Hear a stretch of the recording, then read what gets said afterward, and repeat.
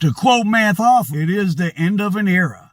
Math Hoffa did his podcast from his darkened barbershop yesterday. It's darkened because the lights have been cut off, because the bills haven't been paid. His show, well, he's talking and doing news stories or whatever he's doing. He's trying to keep it going.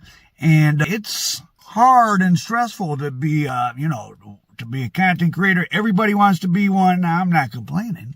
It's the job everybody wants to have. But, and then, of course, Adam, 22 No Jumper, is going on his fake bankruptcy tour, which is interesting to watch. Math Hoffa, at least, is, for those of you who don't, I'm sure you've all seen Math Hoffa Experience. He had a great run because he had all those, well, he was kind of he had a lot of business problems, right? I mean, he started off, he had all those other guys in there, and, you can't split, well, you would need to be making an awful lot of money a month to split it 6 ways, right? I mean, so some people are getting paid, some weren't. Esso and Heineken left. I like their show. Go watch their show, Bag Fuel. I think they got him some guests in the beginning. And Math was a successful band rapper. He knew a lot of guys. But the kind of decline, and hopefully not fall, maybe he can resurrect his Math Hoffa Experience into something driven more by him, which he's trying to do. But we're at the end of a cycle of podcasting. So the gold rush era is over. It has been probably for a year or so, but it's really coming to an end. People have been running on fumes.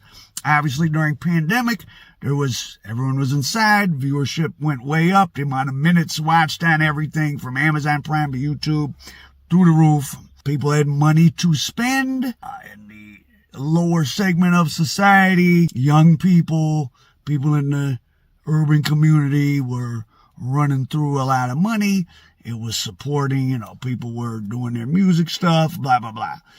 That has come to an end. And all the rappers that want to be interviewed, all the old school rappers that want to be interviewed, they already been interviewed multiple times. All the stories have been told. All the street stories have been told. Not all, of course, but a lot of stuff has been run through.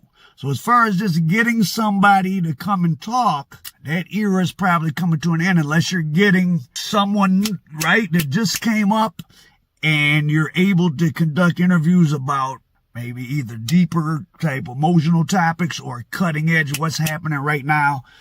All the old stories have been told. There's a lot of great smaller channels that I watch with great rap era story stuff from the 80s with amazing people on there, and they get very few views. Bag Fuel had Cormega on, getting 1,000 views on a 15-minute clip where he's talking about something. I mean, I know there's more than 1,000 Cormega fans, and Bag Fuel conducts good interviews. A lot of podcasting was running off shock value, surprise, the soft white underbelly effect, like, oh my God, I never saw a dope fiend talk, a real prostitute. So, and then of course, No Jumper. He transitioned as people were losing interest in the music. He transitioned into this gang podcast, which is pretty bizarre. And then, but of course now with people getting indicted and Adam 22 at some sort of risk for a lawsuit or something, because he's being very ostentatious with his presentation of looming insolvency or having too many bills. Now, I'm sure there's a strong element of truth to that.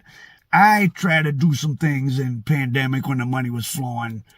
It's easy to lose money playing business. But now I was conscious enough to almost as soon as I started doing certain stuff, I had certain people that were supposed to help me. I immediately realized, like, oh, he ain't going to do the work. This one's flaky. This is not. And then I realized, for those not familiar with my whole body of work, I mean, I made a whole movie, Goes to St. Albans, that I'm the star of. I shot it. It was in Redbox 10 years ago. Like, it's like a psychological horror mystery. I have elaborate full-length documentaries all on Amazon. Right now, mainly, I'm just doing stories where I talk on the phone, because that's what the interest is right now. People want to hear the information. And are you able to present some information in a compelling way, or do you have new insights that others do not? Because trotting out these same circuit of guests, that go around all the podcasts. The few times recently here and there, I was like, I'm going to start being like these other podcasts. I'm going to get this guy and pay this one.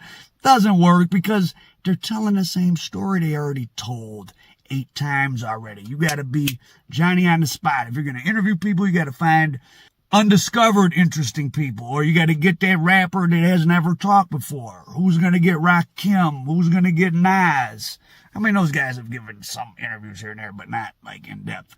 Now, Drinks Champs had Will Smith on. Interesting interview to watch. Will Smith, kind of strange personality, but he had a lot of insightful things to say. He had a strange kind of energy, but that's not surprising. Not a bad energy. Definitely a smart guy and introspective, sort of, in a weird way. I don't know.